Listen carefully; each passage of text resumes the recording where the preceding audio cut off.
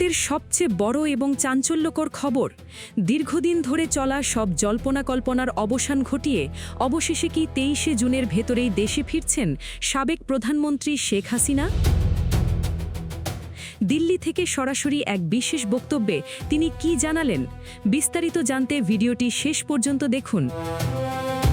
রাজনৈতিক অঙ্গনে এখন সবচেয়ে বড় আলোচনার বিষয় হয়ে দাঁড়িয়েছে শেখ হাসিনার দেশে ফেরার খবরটি। বিভিন্ন সূত্র থেকে দাবি করা হচ্ছে আগামী 23শে জুনের মধ্যে তিনি ভারত থেকে সরাসরি বাংলাদেশে ফিরে আসতে পারেন। 5ই আগস্টের রাজনৈতিক পট পরিবর্তনের পর থেকেই তিনি দিল্লিতে অবস্থান করছেন, আর সেখান থেকেই এবার এক বড় বার্তা সামনে এসেছে। 11ই জুন বড় কোনো অপ্রীতিকর ঘটনা ছাড়াই পার হয়ে গেছে, কিন্তু মাঠের রাজনীতিতে বিগত কয়েকদিনে, বিশেষ করে গত মাস থেকে শুরু করে এই মাস পর্যন্ত আওয়ামী লীগের শোডাউনের মাত্রা, বহর এবং রাজনৈতিক ওজন সবই যেন বেশ দৃশ্যমানভাবে বেড়েছে। আর এখান থেকেই তৈরি হয়েছে পুলিশের নতুন উদ্বেগ। একটি চাঞ্চল্যকর প্রতিবেদনে উঠে এসেছে এক গোপন বার্তার কথা, যার শিরোনাম সতর্ক থাকতে পুলিশ সদর দপ্তরের চিঠি, আওয়ামী লীগের প্রতিষ্ঠাবার্ষিকীতে হামলার আশঙ্কা পুলিশের। পুলিশ সদর দপ্তরের ডিআইজি কামরুল আহসানের সই করা একটি চিঠি দেশের সবকটি পুলিশ ইউনিটে পাঠানো হয়েছে। চিঠিতে স্পষ্ট উল্লেখ করা হয়েছে যে 23শে জুন আওয়ামী লীগের প্রতিষ্ঠাবার্ষিকী উপলক্ষে দেশের বিভিন্ন জেলায় দলীয় কার্যালয়ে পতাকা উত্তোলন ও ব্যানার নিয়ে প্রকাশ্যে মিছিল হতে পারে। আর এই কর্মসূচিগুলোকে কেন্দ্র করে বিরোধী রাজনৈতিক পক্ষ বা বৈষম্য বিরোধী ছাত্র আন্দোলনের নেতাকর্মীদের সাথে সংঘাতের তীব্র আশঙ্কা করছে পুলিশ।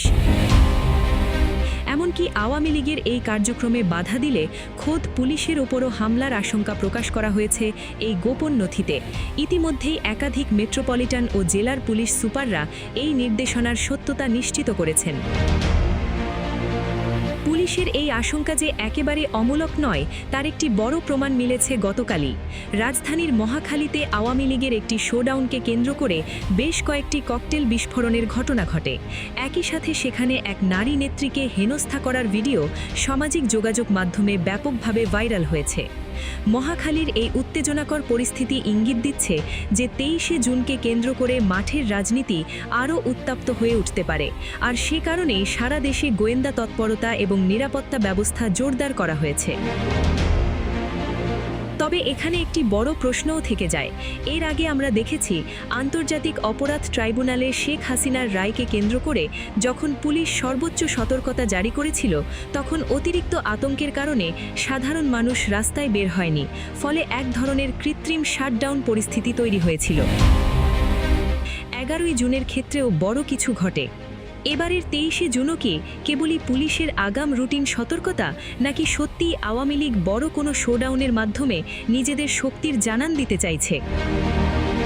সহিংসতা বা ধ্বংসাত্মক পথ বেছে নেওয়াটা এই মুহূর্তে দলটির জন্য কতটা রাজনৈতিকভাবে লাভজনক হবে, সেই হিসাব নিকাশ নিশ্চয়ই তাদের নীতি নির্ধারকরাও করছেন।